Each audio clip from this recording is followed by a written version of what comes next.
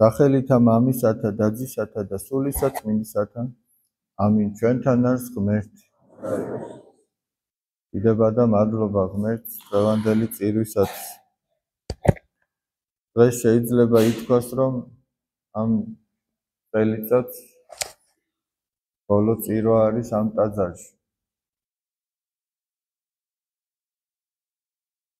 ჩვენ დღეს ამოვიკითხეთ სახარებიდან მაცხოვარი იგავს ეუბნება თავის მოწაფეებს, რომ ერთმა მეფემო ნადიმი დაამზადაო და დაპატიჟა ხალხი, მოკლედ ყველას მოუწოდა, გაგზავნა მოპატიჟეები. და იქ ადამიანები არ მიდიან, სხვადასხვა მიზეზებს ჩამოთვლიან. ზოგი ამბობს, აგარაკი ვიყიდეო და აი ჩვენი სიტყვებით რო თქვათ, რა ვქნაო, მიწევსო რომ წავიდეო და დავათვალიერო. აი მიწევს ეს სიტყვა. ხშირად ისმის ხოლმე, რა ვქნა, ესე მიწევს. ზოგი ამბობს, რა ვქნა, ტყუილის თქმა მიწევს. რა ვქნა, ესე მიწევს, ისე მიწევს. აი ამასაც ესე უწევდა, რომ დაეთვალიერებინა თავისი აგარაკი. და ჯმნულცა ვარ შენგან. ჯმნულცავარ ნიშნავს არა მარტო იმას, რომ ვერ მოვდივარ და წუხარ ამის გამო, არამედ მე შინაგანათაც განშორებული ვარ შენგან. აი ამას ნიშნავს ქართულად ეს ჯმნულცავარ, ანუ განმიტევო, გამიშვიო. იმიტომ რომ აი შეიძლება ახლა მაგალითად ყოფილა ესეთი შემთხვევა, რომ ადამიანი ტაძარში ვერ მიდის, მაგრამ სულით და გულით იქ არის. მაგრამ ყოფილა ესეთი შემთხვევაც, რომ ადამიანი ტაძარში ვერ მიდის და ამბობს, რომ რა ვქნავა, სხვა გზა არ მქონდა და არც დარდობს იმაზე, რომ ვერ მიდის. ეს მარტო ტაძარს კი არ ეხება, ვიღაცას ვერ ეხმარება და ამბობს, რა ვქნა, რა ჩემი საქმეა, მე არ შემიძლია რომ დავეხმარო. მაგრამ რო ვერ ეხმარება და რომ წუხს ამის გამო. აი უკვე ნახეთ როგორ ამბობს, მე თუ გავიხსენე წმინდა ალექსი შუშანია. მოწყალე კაცის გულიო, მწუხარი არიო, როდესაც ხედავსო გასაჭირში მყოფ ძმასო. მაგრამ ღონე არა აქვს საშველისა, ანუ ვერ ეხმარებაო. ამის გამო რომ წუხს, აი ეს მწუხარებაო, ღვთისა მიერ შერაცხილარ საქმეთ. ანუ ის მწუხარება, რომ შენ ვერ ეხმარები, ღმერთმა საქმეთ ჩაგითვალა, ანუ თითქოს დახმარება. ანუ ის მწუხარება, რომ შენ ვერ მიდიხარ იმ დღეს ტაძარში, ღმერთმა ჩაგითვალა, რომ შენ იქ იყავ. მე ადრეს მოგიყევით ერთი ასეთი პატერიკი არსებობს, მამათა ცხოვრებიდან ესეთი ეპიზოდი. იყო ხოლმე ასეთი, რომ გამოდიოდა საკმევლით ხელში ათონის თვაზე ხდება თუ არა ვწდები, ყველას უკმევდა ხოლმე, ისინი თავის სტასიდებზე ისხდნენ ხოლმე, ტაძრის პერიმეტრზე სკამებია, სპეციალური ესეთი სკამებია ბერებისთვის და იქ მიდიოდა და ყველას უკმევდა. და ერთ-ერთი ადამიანი შეწუხებული იყო, რომ შეურაცხყოფილი, რომ მეო არ მიკმიაო და ჩემს გვერდზეო სკამიო ცარიელი იყო და იქ უკმიაო. და სინამდვილეში მე რომ გამოირკვა რა ყოფილა. ის ვინც იქ იჯდა, იმ დროს გონებით სულ სხვაგან იყო. ანუ იქ იყო ფიზიკურად, მაგრამ იქ არ იყო. და ის ვინც იქ არ იყო ფიზიკურად და ტაძარში მოიჩქაროდა, გონებით იქ იყო უკვე. რაღაცამ დააბრკოლა, რაღაცის გამო ვერ მოდიოდა. და ეს სულიერი ადამიანი იყო ეს, ვინც გამოვიდა და იქ უკმევდა ბერებს. და აი ამაზეა ლაპარაკი, რომ შენ გონებით სადა ხარ, ეგ არის მთავარი. აი ეს კაცი ამბობს, რომ მე აგარაკი ვიყიდეო და გონებით იქ არის. ჩაფლულია იმ ამბავში, რომ აგარაკი იყიდა და უნდა წავიდეს და დაათვალიეროს, სულ არ აინტერესებს სხვა არაფერი. იმას არის მისი გულის შემსჭვალული. ხაეუბნევა მეო 5 უღელი ხარი ვიყიდეო. ნუ დღეს ახლა ეგრე ხარებით აღარ დადიან, მაგრამ დღეს მანქანა იყიდა ვიღაცამ, ნუ იმის გამოსაცდელად მივდივარო. ნულცავარო, განმიტევო, განშორებული ვარ შენგან. ვიღაც ამბობს, ცოლი შევირთეო, და ამის გამო ვერ მოვდივარო. აქაც აი მე ადრეც ვთქვი და ეხლაც მინდა ვთქვა, რომ ზოგჯერ ადამიანს აქვს იმის ილუზია, რომ დაუჯახდება ურწმუნო ადამიანთან და გინდა გვაჟი იყოს და გინდა გოგონა დაუჯახდება და მერე ფიქრობს, რომ იმასაც მოიყვანს ტაძარში. არაერთისთვის მithქვამს. და სამწუხაროდ ეს აი ჩემი ძალიან მწირი გამოცდილებიდან ეს ძალიან კარგად ჩანს, რომ არამც თუ მეუღლეს ვერ მოიყვანს, თვითონაც ვეღარ მოდის. ზოგი ჯვარდაუწერელია საერთოდ. ზოგი ისეთის, რომელიც ტაძარში მსახურობს. წარმოიდგინეთ, აი, იმიტომ რომ შენ თუ მიდიხარ სასუფეველის გზაზე, უნდა ეძებო ისეთი ისიც, რომ მოდის სასუფეველის გზაზე. თუ ღმერთს მიენდობი, ღმერთი გამოგიჩენს. და თუ არადა, თუ ფიქრობ, რომ შენ ისიც უნდა მოაქციო, ესე იგი, და თუ მოქცევა შეგიძლია, მანამდე მოაქციო. რო არ შეგიძლია, ის კი არა, შენი თავის მიყვანა არ შეგიძლია ადამიანს. ახლა ჩვენ ვფიქრობთ, რომ აი იმას სხვა არის, როდესაც ორივე ურწმუნო იყო და ესე დაუჯახდნენ და ერთი მოექცა ქრისტიანობაზე. შეიძლება ორივე მონათულია, მაგრამ არც ერთი ქრისტიანი არ იყო.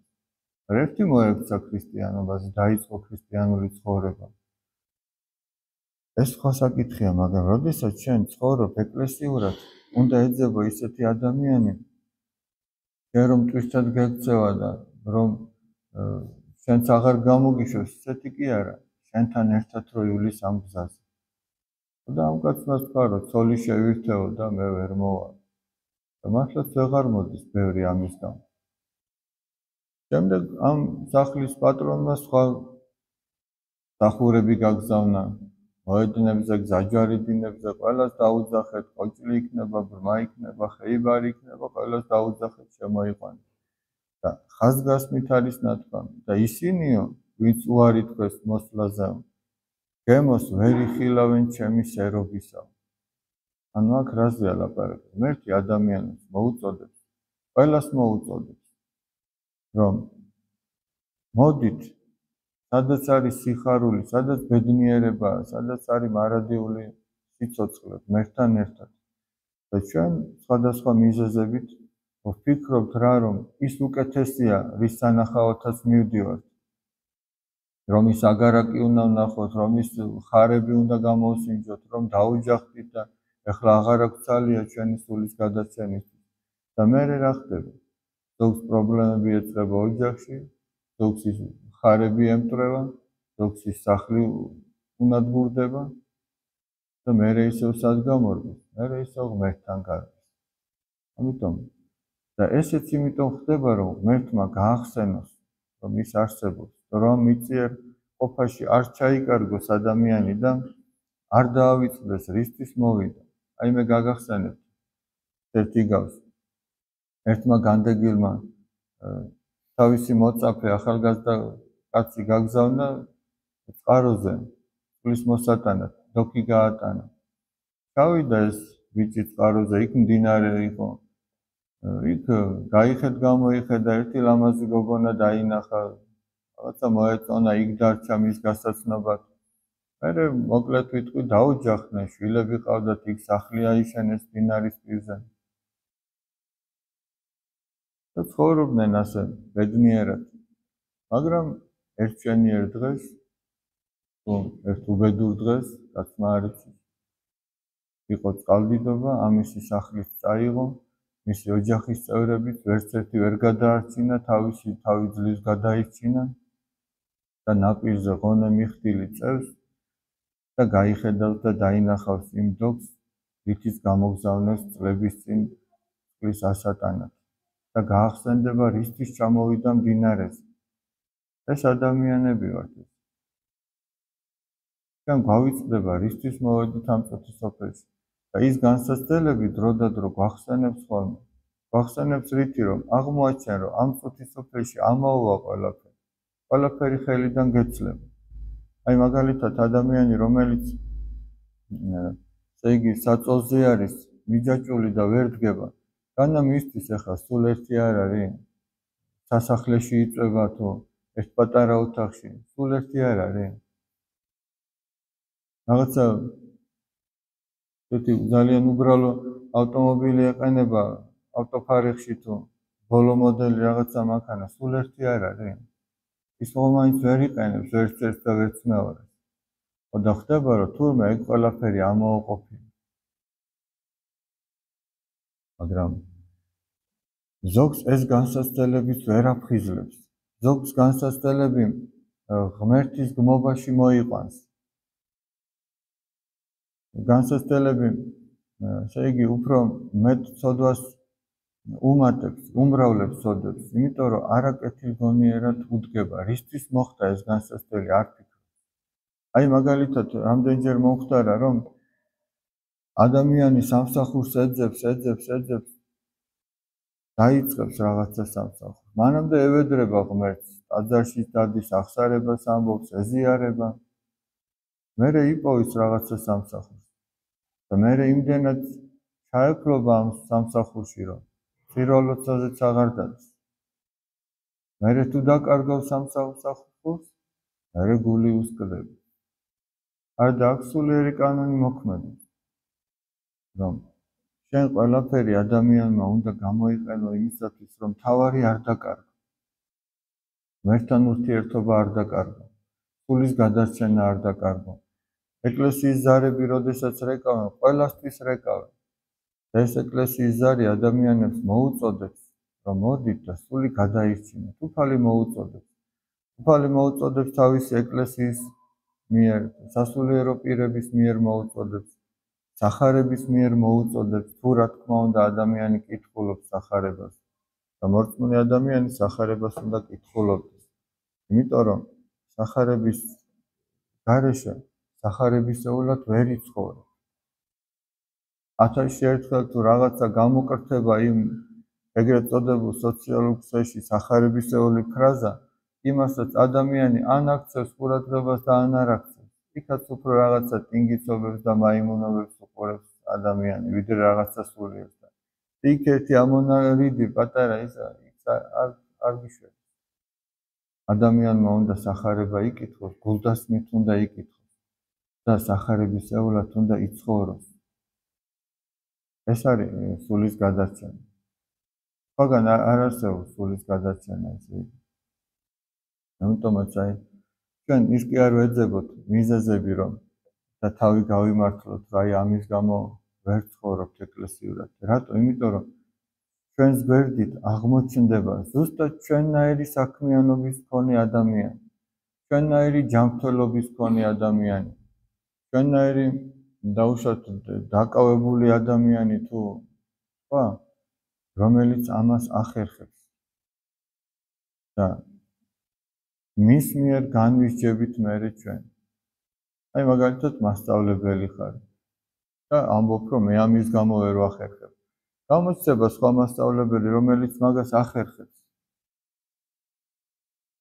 ესე ნებისმიერ სპეციალობაზე თუ სამსახურზე შეიძლება ვიღაცა ახერხებს. თურმე რა ყოფილა? ის კი არ არის, რომ სამსახური გიშლის, არამედ ისაა, რომ მონდომება აკლია ადამიანს, რაღაცა აკლია. მაგრამ არჩევანი თითოეულ ადამიანზე ეხლავე არის გასაკეთებელი. არა მერე, როდესაც გარდაიცვლება, არამედ სანაპირში სული უძღვეს.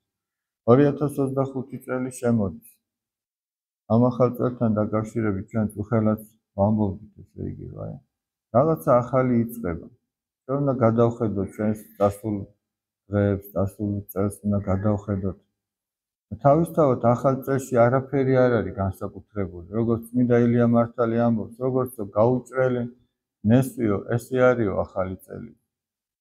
და რას ეგებება, რას ჟრიამულობს, რა იცი იმ ახალ წელს რა გელოდება კაცი? ხო არ იცი? ამიტომ რა არის წინასწარ სასიხარულო? ახლა 2024 წელი რომ დაიწყო. ვიღაც ხომ ჟრიამულობდა, ცაში ქუდებს ისროდა, მაგრამ ვიღაცას განსასწრებელი შეემთხვა, ვიღაც სულაც გარდაიცვალა. და რა შეიმონდა? ამიტომ ყველაფერი უნდა ლოცვა-კურთხევით დაიწყოს ადამიანმა. ღმერთს უნდა შეევედროს, რომ მშვიდობიანი წელი იყოს. ღმერთს მადლობა უნდა უთხრას გავლილი წლის გამო, განსასწრების გამო, სიხარულის გამო, შენდობა უნდა სთხოვოს იმ ცოდვების გამო, რაც წასულ წელს იყო და შეევედროს, რომ მომავალ წელს ეს ყველაფერი გამოასწოროს. ქრისტეშობის დღესასწაული მოდის. ხშირად მომხდარა, ესე იგი, ადამიანი საფლულ ამ საახალწლო შობა განცხრომაში და ქრისტეშობას ნაბახუსებზე ძლივს აღვიძებენ, ესე იგი, ადაკი ქრისტეშობა მოვიდა, ქრისტეშობა ამას არ აინტერესებს. ვერ იგებს რა არის ქრისტეშობა, ის ჯერ იქამდე მიხვა ის სიმთვრალე. ამიტომ თავშეკავებით უნდა შეხტოს. სულიერიც, ფიზიკურიც, მატერიალური ძალებიც უნდა გადაინახოს ქრისტეშობისთვის. გნებავთ ის საჩუქრებიც, რასაც ადამიანი შვილისთვის თოვლის პაპისგან გამოგზავნილს მიუტანს. ჯობია ქრისტეშობა დაამახსოვრდეს, ვიდრე არაფრის მომცემი ახალი წელიწადი.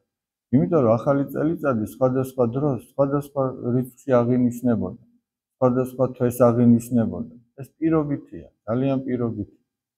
ახალი წელი 1 იანვარს. იყო მარტში აღინიშნებოდა ახალი წელი, იყო სხვა დროს აღინიშნებოდა. ამიტომ აქ თავისთავად არაფერი არ არის ისე. მაგრამ ეს თითქოს ფეხს დაუდევს ხოლმე ადამიანს, რომ ქრისტეშობის დღესასწაულს ჯეროვნად შეხვდეს. ამიტომ თავშეკავება ჯობია. თავშეკავება ქრისტეშობასაც ჯობია და ყოველთვის ჯობია თავშეკავებული რო იყოს ადამიანი. რაც შეეხება აი ხელაც ვამბობდით იმ კერპებს ადამიანს რომ სახში შეაქვს სხვადასხვა გამოსახულებებს. ერთი ასეთი პატერი კი არსებობს. ერთ-ერთ ბერს გამოეცხადა ყოვლადწმიდა ღვთისმშობელი და მის სცენაში, მის კელიაში არ შედიოდა. და რომ კითხა რატო არ შემოდიხარ ჩემს კელიაშიო, მან კაცრად უთხრა, შენო, ჩემი მტერი გყავსო. სცენაშიო და ამიტომ არ შემოდიო, ან თურმე რა ყოფილა. და ეძებდა მე რა მაქვს ისეთი, რა მაქვს და აღმოაჩინა წიგნი, სადაც დამახინჯებული არასწორი სწავლება იყო ყოვლადწმიდა ღვთისმშობელთან დაკავშირებით. ხოდა არ შედიოდა ამის გამო. და მე მოიცილა ამ ბერმა ეს წიგნი, ვისგანაც ჰქონდა წამოღებული, აიღო და ისევ იმას მიუღია.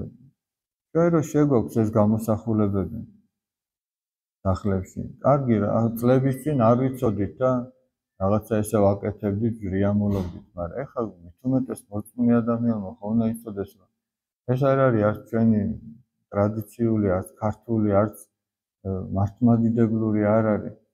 ამიტომ ამისგან თავი უნდა შეიკავოს. უნდა შეიკავოს და არ უნდა შეიტანოს ეს რაღაცები. მithumetes ამების გაკეთებით და გავრცელებით არ უნდა ლუკმაკური არ უნდა შეჰქონდეს სახში. ესე ძალიან მნიშვნელოვანია. ესეც არ არის ქრისტიანული საქციელი. არამედ უნდა გააკეთოს ყველაფერი ისე, როგორც ღვთის წინაშე იქნება სწორი. ყველაფერი, რაც არ არის სახარებისეული, ის ჩვენი სულისთვის არის საზიანი. ბედობა დღესთან დაკავშირებით, ეგრეთ წოდებული ბედობა დღე, მე გუშინაც ამბობდი. არც ეს არ არის, არც ამას არ უნდა ახყვეს ადამიანი. ყოველდღიურად ჩვენ არჩევანის წინაშე ვდგევართ. ახლა მაგალითად ხო თამაშობ, შეუძლია არ ითამაშოს. არჩევანის წინაშე ვდგება. ეხლა რა წინა წლის 2 იანვარს დაებედა რომ უნდა ეთამაშა? ეხლა დადგა არჩევანის წინაშე. ყველა ესე ვარ. გები ყოველ წამს, ყოველ წუთს არჩევანის წინაშე. რა შუაში აქ ერთ რომელიღაცა დღეს ასე გატარებული დღე თუ არა. მაშინ რა გამოდის? მე თუ იმ კონკრეტულ დღეს შემეშალა, მთელი წელი განწირული ვარ. აღარ შემიძლია რაღაც შევცვალო, რაღაცა გამოვასწორო. რა გამოდის? ეგ გამოდის. მაგრამ ადამიანს ყოველი დღე რო უთენდება, ეს ნიშნავს, რომ ახალი შესაძლებლობა ეძლევა. ამიტომაც პატრიარქი ამბობს, რომ მადლობდით ღმერთს ამ ახალი დღის გამო. ახალი შესაძლებლობა, ახალი იმედი და ახალი ურთიერთობები ადამიანებთან, რაც იყო გუშინ, უნდა დაივიწყო, იმიტომ რომ წინა საღამოს შენდობა უნდა სთხოვო. როგორ არის მოციქული პავლე რო ამბობს, მზენ უჩავაო თქვენს მრისხანებაზე. სანამ დაღამდება, თუ ვინმესთან ნაწყენი ხარ, უნდა შენდობა ითხოვ. შენც მიუტევო შენი მხრიდან. და მეორე დღე, როგორც იტყვიან, ახალი ფურცლიდან დაიწყო. ახალი იმედია, ახალი შესაძლებლობა იწყება. გაშვაში აქ რომელიმე კონკრეტული დღე. თუ რომელიმე, აი რო დავფიქრდეთ უბრალოდ. ახლა მაგალითად, აი ვიღაც ძალიან დიდი სპორტსმენია, ვიღაც მეცნიერია, ვიღაც ხელოვანია, მთელი ცხოვრება იშრომა, ჩადო ყველაფერი რაც შეეძლო. ესე იგი რა ბედის წერა იყო? და რო იშრომა ის აღარაფერი? ვიღაც რო ტახტზე კოტრიალობდა და ვერაფერს მიაღწია და ამა რო ამდენი იშრომა და მიაღწია, თურმე ბედის წერა იყო? ამასაც რო ტახტზე ეგორავა, იქ ესაც ვერ მიაღწია. და მაშინ რაღაცო ვეუბნებით ჩვენ შვილებს, რომ ესე იგი უნდა იშრომოს, უნდა ისწავლოს. თუ მაინც ისეთი უნდა ის უწერია, რაღაცა უწერია და ეგ უნდა მოხდეს. მაშინ რაღა მნიშვნელობაა? რომ ქრისტიანისთვის არანაირი წინასწარ განსაზღვრული ბედი და ბედის წერა არ არსებობს. ქრისტიანი თავად ქმნის თავის მომავალს, თავად არის შემოქმედი ღმერთთან ერთად, თავისი ხვედრისა. ამიტომ აი ეს უნდა გვახსოვდეს და არ უნდა ავყვეთ რაღაცებს. ყოველი ამ წუთის სოფელში, ესე იგი, ყველაფერი მიზეზ შედეგობრივ კავშირზეა დამოკიდებული. ყველა მოვლენას რაღაც რო მოხდა, იმას თავისი მიზეზი ექნებოდა, ისე არაფერი არ მოხდებოდა. და ყველა გაკეთებულ საქმეს თავისი შედეგი მოჰყვება. ახლა მაგალითად ადამიანმა რო იცის, რომ სიტყვაზე რომ დალევს, ეს მერე სხვა რაღაცა უბედურებებს ჩაიდენს, ეს რა ბედის წერა იყო? სანამ დალევდა, ხო თვითონ ირჩევდა დაელია თუ არ დაელია. ადამიანს რაღაცა კონკრეტული საკვები რო სწენს და რო შეჭამს და რო იცის რაღაცა ასტკივდება, რა ბედის წერაა? ბედის წერა კი არა, უგუნურებაა, რომ იცი რაღაცა გწყეს, ის არ უნდა ჭამო. რო იცი რაღაცა გავნებს, ის არ უნდა გააკეთო, ესე იგი. და ესე ყველაფერში, რო იცი ადამიანმა, რომ ცოდვას რომ ჩაიდენ, ის სიკეთეს არ მოიტანს და ამ წუთის სოფელშიო იმის გამო მრავალი ტანჯვა მოგელის და მაინც აკეთებ. ეგ რა ეხა ბედის წერაა? ბედის წერა კი არა, უგუნურება, რომ იცი რაც მოგელის ამის გამო, მაგრამ მაინც აკეთებ. ვიღაცას რო სიბოროტეს უკეთებ და ის რო დაბრუნდება აუცილებლად. ამას რაც უნდა ბევრი განსჯადა ის. ამიტომ სანამ გაუკეთებ, იქ უნდა დაფიქრდე, არჩევანი გააკეთო. აი როგორ იყო ძელათმაში, თვალი თვალისა წილ და კბილი კბილისა წილ. და რომ სხვას რაღაცას დაუშავებ, ცხოვრებაში მოხდება რაღაც ისე, რომ შენც დაგემართება ისე. ამიტომ სანამ გაუკეთებ, შენ არ უნდა დაგეზაროს, რომ დაფიქრდე და გაანალიზო, მე რო ეს გამიკეთო, ეს თუ მომეწონებოდა. ყველაფერში ადამიანმა უნდა სახარებისეული მცნება მოიშველიოს და ამის მიხედვით უნდა იცხოვროს, ესე იგი. ქრისტეშობის დღესასწაული გვიახლოვდება და ღმერთი შეგვეწიოს, რომ მშვიდად მიგვიყვანოს ამ დღესასწაულამდე. და რაც შეეხება ახალ წელს, ესე იგი, ყოველი დღე სასიხარულოა, სადაც ადამიანები ერთად რაღაცა ზეიმს გამართავენ, თუ ერთად თუნდაც ჭირი ექნებათ. ახლა პატარაობაში ძალიან მიყვარდა ხომ, შეიძლება ითქვას, რომ ყველაზე მეტად ახალი წელი მიყვარდა. მერე რომ დავფიქრდი, თურმე რა ხდება. ახალ წელიწადს ერედვიდან ჩვენი ნათესავები ჩამოდიოდნენ ხოლმე და არ ვიცი, აი მთელი სახლი სავსე იყო ამჟრიამული და მერე დავფიქრდი, რომ ჩვენ ერთად ყოფნა გვიხაროთ. ახლა მაგალითად 1 იანვარს ჩამოვიდოდნენ თუ 27 მარტს თუ 19 თებერვალს ისინი ჩვენთან და ის მოხდებოდა, ის იქნებოდა ჩვენთვის ახალი წელი. რა მნიშვნელობა ჰქონდა რომელი დღე? უბრალოდ იმ დღეს ვიცლიდით ჩვენ რაღაცნაირად ერთმანეთისთვის. და ის 2-3 დღე როგორც იყო ხოლმე. ერთად ესე გაგვიშლიდნენ ხოლმე ზალაში და ბავშვები ამდენი და ეგ იყო ჩვენთვის ახალი წელი. ხა არა იყო 1 იანვარი, სულ არ გწოდნოდა რომელი იანვარია და რა ხდება, მაინც ახალი წელი იქნება. ამიტომ აი ერთობას გისურვებთ ყველას. ერთმა დალოცვილი გამყოფ. ჩვენ გარკვეული მიზეზების გამო პარასკევს ვერ ჩავატარეთ წირვა მიცვალებულთათვის და ამიტომ 31-ში ჩატარდება სოფელში როგორც დაგეგმილი იყო.